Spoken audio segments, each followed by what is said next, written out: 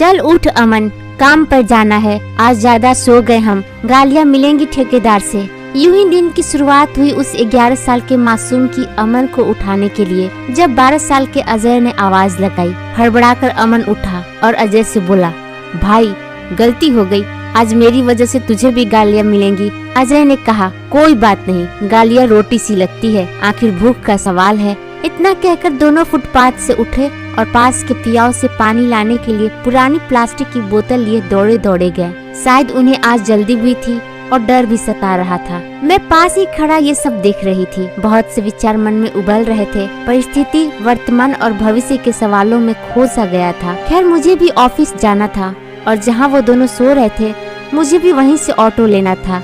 लेकिन आज मेरे कदम ऑफिस ना जाकर इन दो मासूम चेहरे और मजबूर दिमाग को बारीकी से समझने की इजाजत दे रहे थे। मैं ये सोच ही रही थी तभी वो दोनों दोस्त फटे और मैले कपड़ों में ही जल्दबाजी में कहीं जा रहे थे और मैं भी उनके पीछे पीछे चलने लगी। लगभग 2 किलोमीटर चलने के बाद मैं एक ईंट के भट्टे पर जा पहुंची, जहां ये दोनों दोस्त डरे समय एक रौब दिखाने वाले आदमी के सामने खड़े थे। मैं दूर से ही उस आदमी और उन दोनों बच्चों की बातें सुन रही थी। वो आदमी इन बच्चों को गालियों से स्वागत कर रहा था और वापस चले जाने को कह रहा था, लेकिन बच्चे माफ कर दो, कल से गलती नहीं होगी। और साथ ही बोल रहे थे, कल अधिक काम किया था, माफ कर दो, शरीर दुख रहा था, नींद ज्यादा आ गई, माफ कर दो। खैर उस ठेकेदार ने दोनों को काम पर लगा लिया और दोनों ईंट बनाने के लिए मिट्टी की खुदाई करने लगे। लेकिन ये क्या, अब वो मुस्कुरा रहे थे। शायद मासूम होने के साथ ही दिल के सच्चे भी थे। वो आखिर मोहब्बत जो थी अपने कार्यों से। मासूम गरीब चेहरा व मजबूर दिमाग था उनका। दिमाग से वे दोनों अपनी उम्र के बच्चों से लगभग 20 साल बड़े थे। न ही उन दोनों की बच्ची से इच्छाएं थी, न ही बड़ों सा रौब।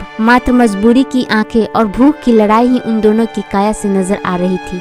खैर आज भी मेरा पूरा दिन छुप छुप कर इन दोनों मित्रों की समझने में जा रहा था और लगभग इनकी जिंदगी में करीब से समझ भी रही थी और सोच भी रही थी कैसे उन दोनों को इस वर्तमान से निकालकर एक सम्मानजनक भविष्य की तरफ लेकर जाऊं। सोच सोच में न जाने कब सुबह से शाम हो गई, पता ही नहीं चला। शाम के 7 बज गए थे और इन दोनों को जाने का समय भी हो गया था। आखिर आज भी ओवर टाइम लगाकर ये मासूम चेहरे बेतहाशा थक रहे थे। कंस्ट्रक्शन साइट से बाहर आते ही मैंने इन बच्चों से बात करनी चाहिए, लेकिन इन दोनों ने मुझे नजरअंदाज करते हुए पास के ढाबे पर जाकर रोटी और अचार खरीदने लगे और खाना खरीदकर शायद उसी फुटपाथ की ओर जा रहे थे जहाँ से ये सुबह आए थे। मैंने अब उनसे बात करने की कोशिश नहीं की और मैं भी अपने रास्ते चल दिया। आज मैं घर 1 घंटे लेट पहुँची थी और घर पहुंचते ही अपने कमरे में जाकर रोने लगी। शायद मैंने आज असली जिंदगी को देखा था, बेबसी को पास से समझा था, भूख को तड़पते देखा था, बचपन को मिटते देखा था,